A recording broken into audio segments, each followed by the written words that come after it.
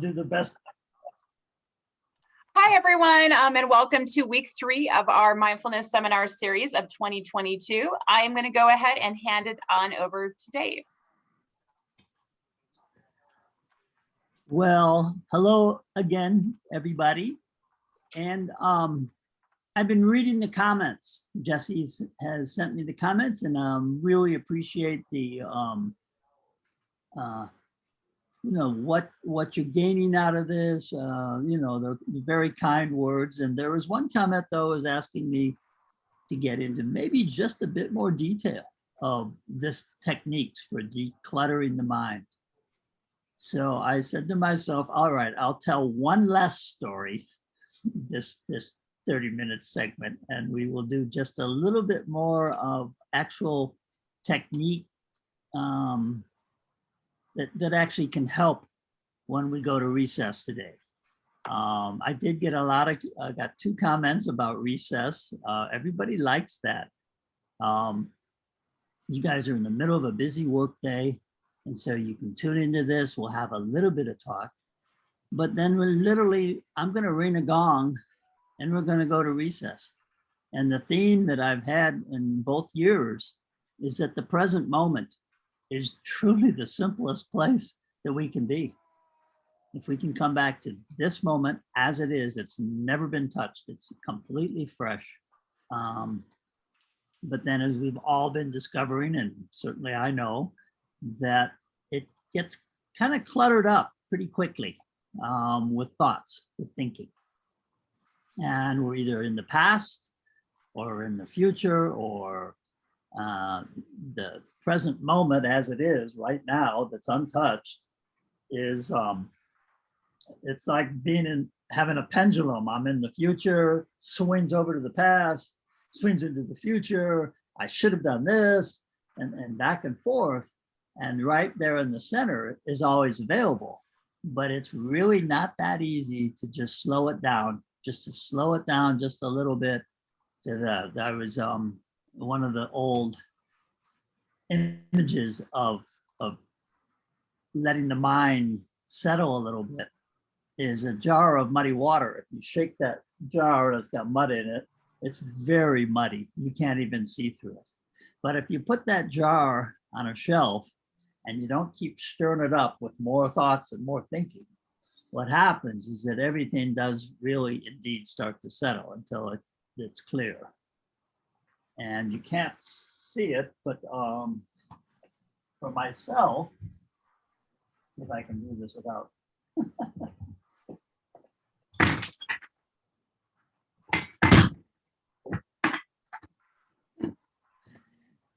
Don't mind me. I have this on my shrine. This is what I practice in front of.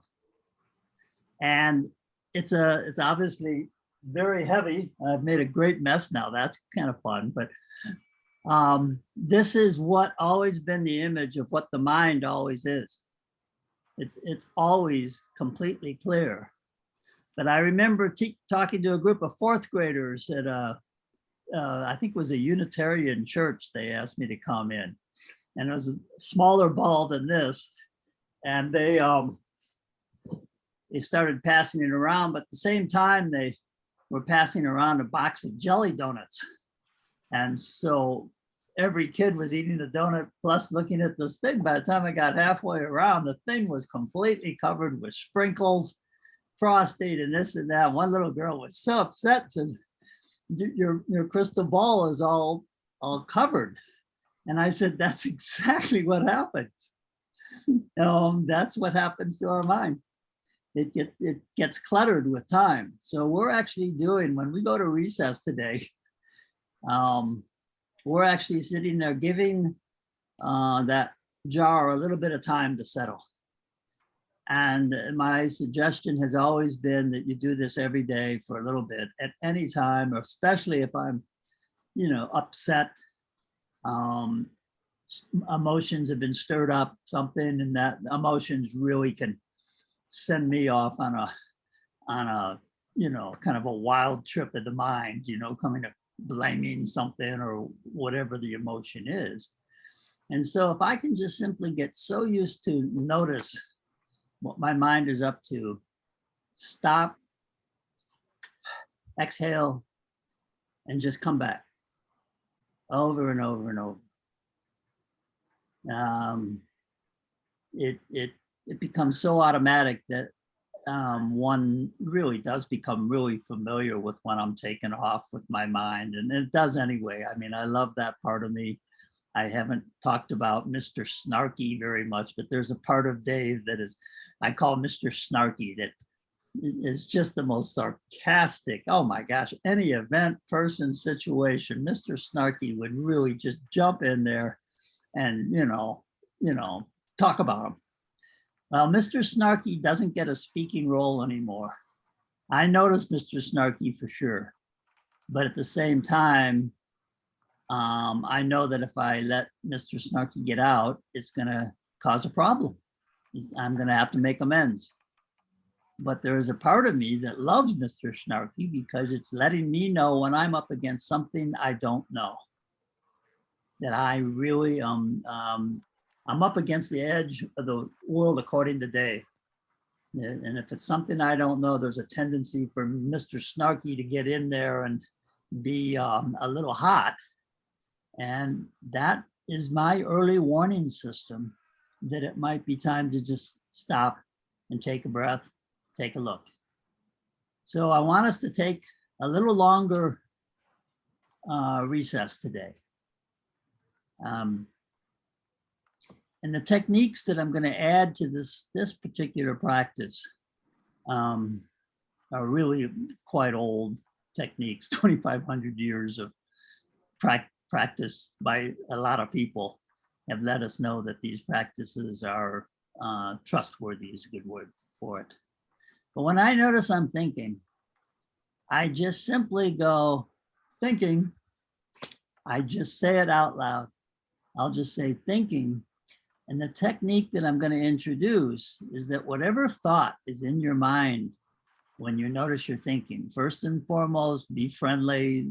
Don't berate yourself at all. Thinking is what we do. Don't ever be harsh to yourself about the actual thinking. In fact, you can smile. When you say thinking, add a smile. Just thinking. And then you can actually put whatever the thoughts are on your next exhale. As you exhale, you're with your breath. Just put the thought right onto that, and it just goes out with the breath. There's a lot of room. There's a lot of space out there. So there's a lot of room to let go of things that way. If on the inhale, you suck that thought right back up, don't worry about it. Just go again, thinking, friendly, a friendly touch, and then just let it go. This practice with the friendly touch adds up.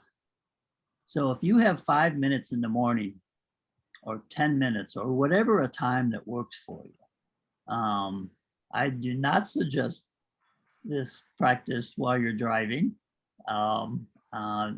That's not safe, but if you're on your way to Aurora, Victor, don't use this technique in the car.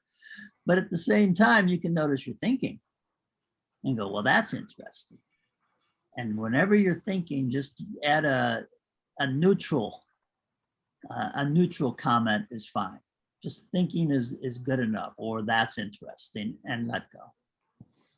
Any questions before we go to recess today?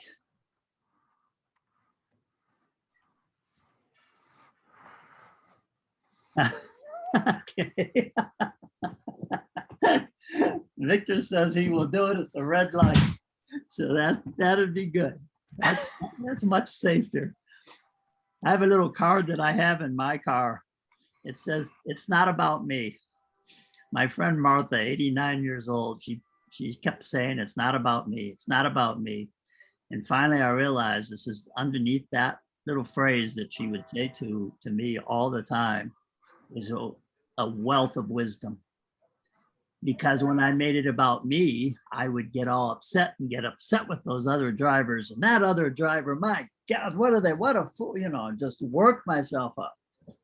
But if I just simply said, that's not about me, poof, there's no drugs to chase, so to speak. It's simply not about me. So I actually taped it to the dashboard of my car. This is probably 25 years ago. I became a much better driver. But thank you for reminding me, Victor. Okay, so we are going to go to recess. We're going to spend a little longer this time. And I want you to just relax, put yourself in a comfortable position wherever you are. You know, it might help to have a upright position so you can stay awake, be a little more perky, attitude of almost like you're receiving an award. You know, that flavor of that you're receiving something by doing this practice. So it's an uplifted position.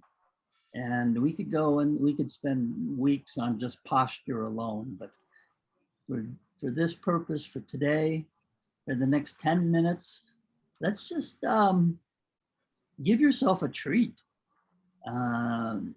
Clearly everybody there works incredibly hard.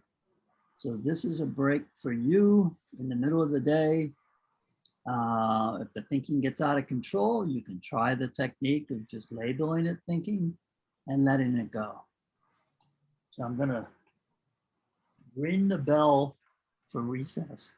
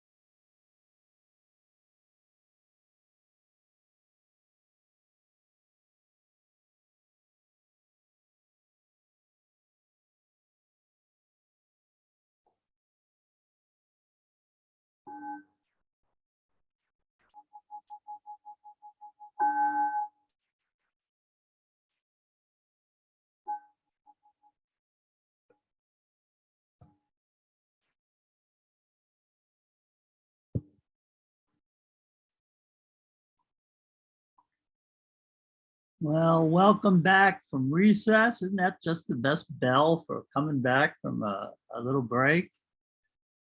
No, I'll just start by saying, when we started practicing, I have a funeral to go to, and they'll probably ask me to speak. And then I remembered that I have a Zoom thing that I'm supposed to facilitate at 6. So my mind, oh my God, it just took off on me. It was just amazing. But it took me 2, 3, probably 4 minutes before I actually smiled and said, oh, wait, Dave, you're actually teaching this technique. So you might want to actually practice this technique, and brought myself back and just took a little break. So I hope everybody can, start using this technique. Anybody have any questions or comments about what we're doing? We have one more class. And are people getting used to this idea of just taking 5 minutes for yourself? Just giving your, yeah, thank you, good. Give yourself a break.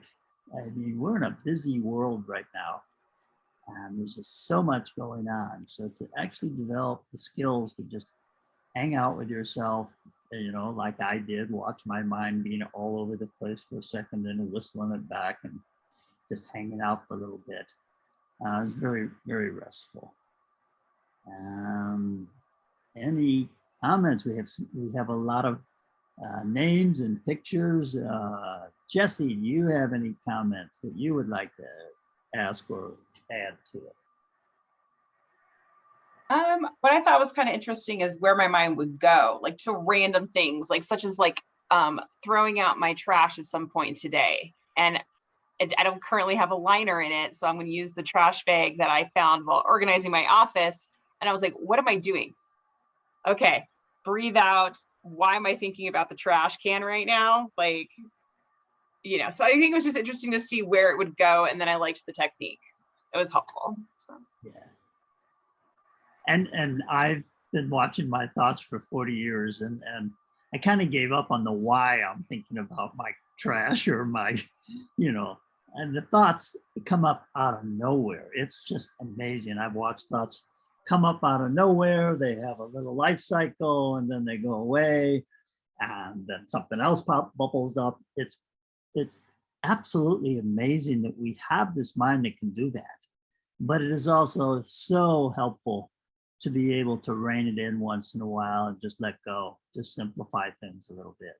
So, but yeah, I had no idea. I still don't know what I'm going to say at the funeral today. So, I'll have time after we hang up to work on that little piece. Anybody else?